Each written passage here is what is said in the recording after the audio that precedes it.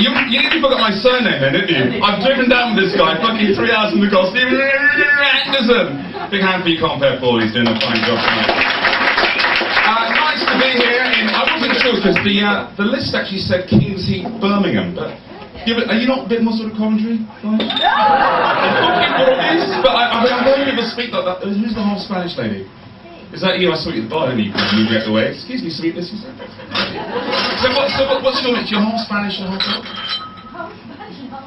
Oh, it's Scottish. I've got a bit of a mix going. I'm actually half African, half Scottish, which means I've got a tribe, a clan, a blowpipe, and a bagpipe. Fuck with me, Matt! What do you mean you don't know what you did the first night you met? What's that all about? You saying earlier, is it Manchester? Yeah. You do a bit of history? Are you studying it? Do you want to teach it? Yeah, good, cool. Do you want a little anecdote you can use for how old are the kids you teach, Max? 3, 11, 16. You get away with this one. I used to be a tour guide. I used to do the history before I got into comedy, and there's a little joke we used to do with the Americans. Where any Americans in? Good. And I don't have to do any knock jokes because they don't really quite get our sense of humour. But yes, I used to do this tour guide thing, and we'd go down into sort of Whitehall on the way up to the Cenotaph. And I'd say to the American, I'd say, it's a really shit show, but it's quite funny. And I'd say to the American, I'd say, terribly sorry, you can't see Big Ben today. And they'd go, oh, okay. And of course we come to Parliament Square, and they see what they think is Big Ben, which is actually St Stephen's Clock Tower. And I'd say, ta-da! You can't see Big Ben because it's a bell. And you probably know this, Matt, it's named after its designer, Benjamin Hall. So from Benjamin came Ben, so we're quite lucky he wasn't called Richard. That could have been a bit better. You can have that. Pass that next year. So it is nice to be down here. I wasn't sure what to expect tonight, and it's quite bright out there. I'm glad. Is it Johannes? Is it Johannes? Good job, Johannes. Good job here, brother in the room. It's nice. Makes us feel a little bit more comfortable, even on mixed race. Isn't it good? Are you three together? The watch.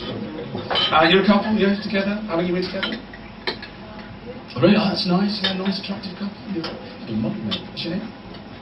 Dan, right, Dan. And do you live in a posh part of wherever we are? Yeah. Mostly's got a rugby club. Is that a bit rough? Yeah. Is it posh? Is it? What's your name? Liv. Let me tell you, Liv, about posh. There's a place called Maida Vale, yeah.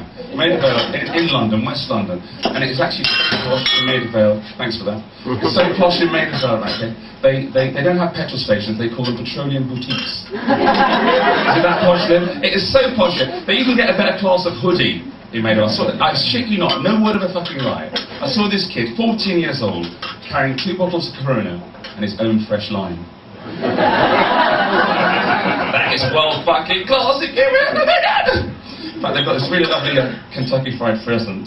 No, that's kind of new. I'm just sort of betting that one in, really. So, but actually, it is so posh. This might not work. It works in London. It is so posh. I actually saw a white parking attendant. Thought you could only get my me there. Yeah. So, nice to be in. I used to live in Dublin. I know I have got the accent because I was actually born in Leicester, then I got exported to Newcastle, and then I came out to live in Dublin when I was about 5. And of course, all the Dudley blokes, they fucking beat the jewelry out of me.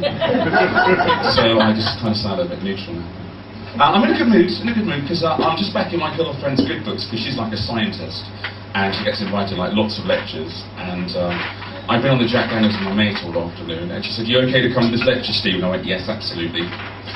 So we get there, and it's at the National Theatre, and it's Professor Stephen Hawking, and he does the lecture, and the speaker says, "Excuse me, anyone got any questions for Professor Stephen Hawking?" And it went really quiet. And I felt a bit sorry for the bloke, so I kind of stood up, and I was really good at physics, Liv, very, very good at physics. I still got my own Bunsen burner. That's a long story. And I felt really sorry for the guy, so I stood up, and what was going through my head, Martin, the promoter, is about to photograph me, but I'm not distracted by it at all.